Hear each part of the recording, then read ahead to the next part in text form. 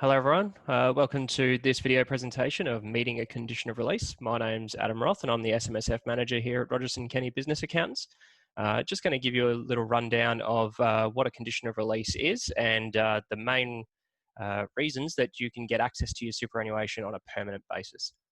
So outside of there are some temporary exemptions that you can have to get access to your superannuation, but in this video I'll be covering what the permanent things are, I guess, the conditions of release that just give you access to your superannuation on a permanent basis. So I'll be covering the temporary ones in a later video.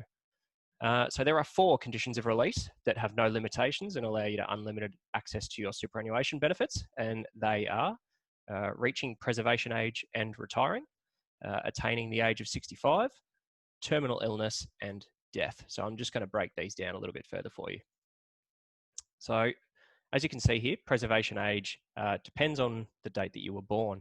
So you can see here a table just based on your date of birth, what your preservation age is likely to be. Now, I believe we're currently in the time bracket where preservation age is 57. So as you'll see on this next slide, that once you've met a preservation age and are retired, you will no longer be gainfully employed. You can get access to your benefits inside superannuation. So as at the date of this video in May 2020, the preservation age is 57. So when we get to the 30th of June 2024, the preservation age for everyone will be 60 years of age. So once you've met this preservation age, what it means is that you need to be retired, and then you can get access to your superannuation fund at an unrestricted level, which means you can get full access to your superannuation benefits. Be aware that if you are under the age of 60 though, there may be some tax to be paid on any pensions that you do draw down. So just be wise to have a chat to your accountant and or financial advisor and just have a chat to them about any of those issues on tax, on withdrawing a pension before you choose to take money out of the fund. The second condition of release is attaining the age of 65. So once you turn at 65, you can draw down benefits from superannuation, and there are no real limitations to doing so. You don't need to be in pension. You can be in accumulation as well and draw down a lump sum payment. So long as you've attained the age of 65, you don't need to be retired either.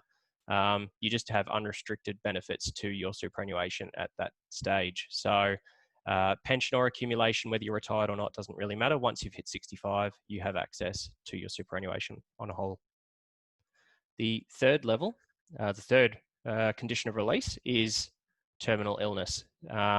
So what's defined as terminal illness inside a self-managed super fund is if a member has a terminal medical condition that's essentially approved by 2 medical professionals, and they have said that within a 24-month period you're unlikely to live, that essentially you can get the balance of your superannuation fund, or as much of your super as you would like, paid out to you as a tax-free lump sum benefit.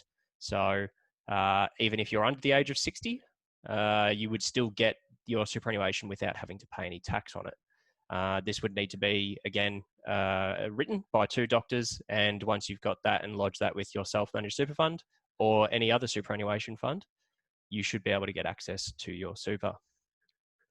The last condition of release is death. So upon death, a super fund generally pays death benefit to a dependent or another beneficiary of the deceased. So if you are a dependent, the death benefit can be paid as a lump sum payment, which means it would come out of the super fund, or be paid as an income stream where it would still sit in the super fund and be paid to a spouse. It could be a dependent child under the age of 18, or it's a tax dependent that's essentially under a legal disability, could be as well. So there are several options for how that gets paid. But if it is a lump sum payment, which it would be if it went to a non-tax dependent, it would need to come out of the fund. It can no longer remain in there. It's what's called essentially, it has to be cashed out of the fund.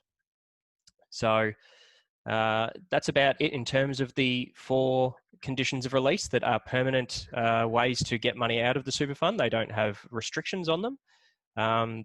So if you want to know more about the temporary restrictions on taking money out of the fund or the temporary ways you can get money out of the fund, then please tune in for later videos. Thank you very much.